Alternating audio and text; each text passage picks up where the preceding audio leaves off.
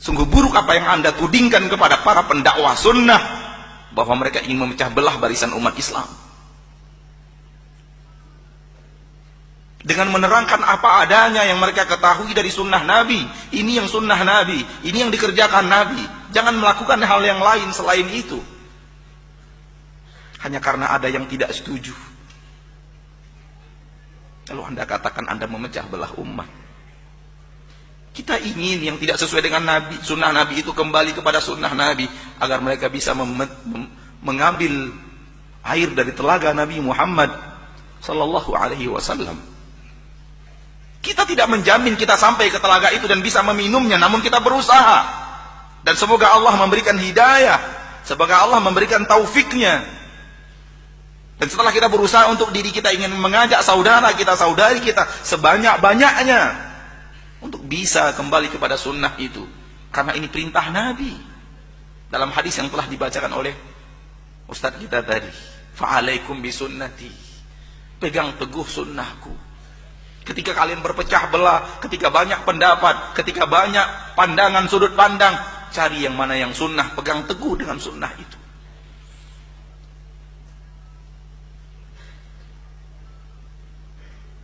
Di sini,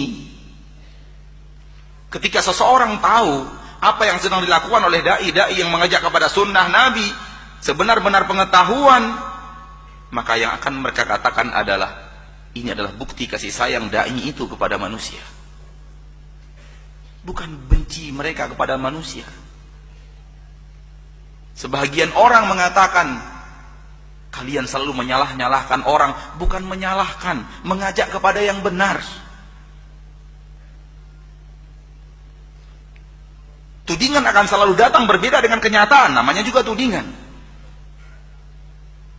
Kita tidak ingin menyalah-nyalahkan orang. Tapi yang salah dikatakan benar itu salah.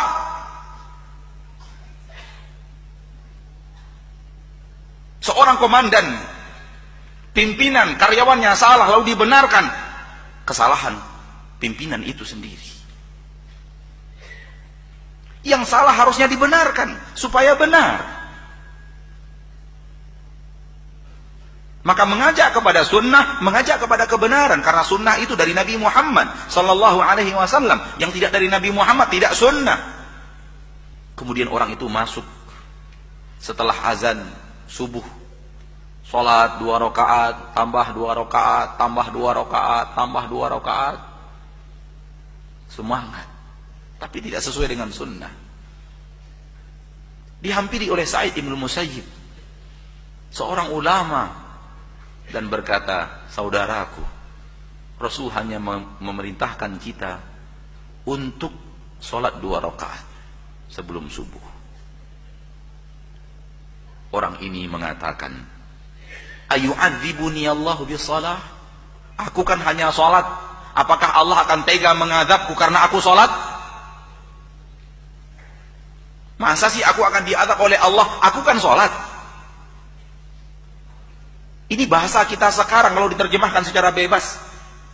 Apa sih yang mereka lakukan? Cuma baca Quran kok disalah-salahkan? Mereka kan sholat kok disalah-salahkan? Yang salah itu peminum khamar, yang salah itu orang yang tidak sholat, yang salah itu para pezina, orang yang sholat nggak pernah salah.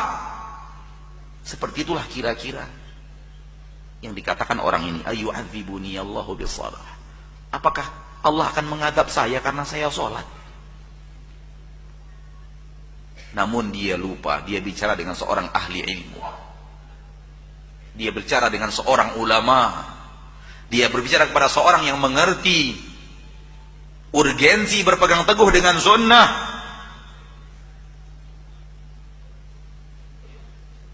Kata Imam Sa'id bin Musayyib menjawab, innallaha la yu'adzibuka bisalah. Allah tidak akan adab engkau karena engkau salat. Walakin yu'adzibuka bimukhalafati sunnah. Akan Allah adab kamu karena kamu menyelisihi sunnah. Ini jawaban ahli ilmu. Betapa banyaknya orang yang mengatakan dia sholat. Seluruh yang sholat semuanya benar. Berwuduk, sembarang wuduk saja, sehingga bahagian belakang mata kakinya tidak terkena sentuhan air. Kita katakan, ya akhi, ittaqillah, ada hadis Nabi, melarang kita tidak perhatian kepada air di bagian tumit kita. Nabi mengatakan wailul lil aqabi minan nar, dari Abu Hurairah radhiyallahu taala anhu wa arda, riwayat Imam Bukhari dan Muslim. Allah, kan dia sudah berwudu. Nabi mengatakan wailul lil aqabi minan nar, neraka untuk orang-orang yang tumitnya tidak terkena sentuhan air wudu. Jangan disalah-salahkan, dia sudah berwudu kok. Maka ya akhi, permasalahannya adalah bukan salah menyalahkan, tapi mengajak kepada mana yang sunnah Nabi Muhammad SAW dan mana yang tidak. Maka orang yang masuk agama Islam, dia butuh satu lagi hidayah. Hidayah untuk sampai ke sunnah. Yang tidak sampai ke sunnah, berbahaya di akhirat. Allah berfirman di dalam Al-Quran, hal ataka hadithul ghashiyah, wujuhi yawma idin khashi'ah, amilatun nasibah, tasla naran hamiyah, tusqa min ainin aniyah. Sudah datangkah kepadamu berita tentang hari kiamat? Pada hari itu wajah-wajah pada tertunduk, menyesal luar biasa. Kenapa? Amilatun nasibah. Dia sudah banyak beramal, dia sudah banyak berjibaku. Bukan orang yang tidak beramal, tapi rajin beramal, rajin bekerja keras dalam amal. Namun tasla naran hamiyah, tetap masuk neraka yang panas. Karena sudah banyak beramal, namun tetap masuk neraka, akhirnya tertunduk, menyesal, penyesalan yang tiada tara. Kata para ulama dalam ayat ini, karena amalan mereka tidak sesuai dengan sunnah Nabi Muhammad sallallahu alaihi wasallam, akhirnya tidak diterima. Tidak diterima. Dan itu dari sekarang Nabi, dari dunia Nabi sudah wanti-wanti, sudah ingatkan dari Nabi hidup. Yang amalan tidak sesuai dengan sunnahku ditolak oleh Allah. Allah akan tolak amalan yang tidak sesuai dengan sunnahku. Maka kecintaan kita kepada saudara kita, kecintaan kita kepada saudari kita, ketika kita melihat ada amalan yang tidak sesuai dengan sunnah, kita arahkan kepada sunnah agar diterima Allah. Apakah ini namanya kebencian atau kasih sayang? Silakan jawab. Apakah ini namanya memecah belah atau ingin mengajak umat kepada jalan Nabi yang satu, yang lurus? Silakan jawab.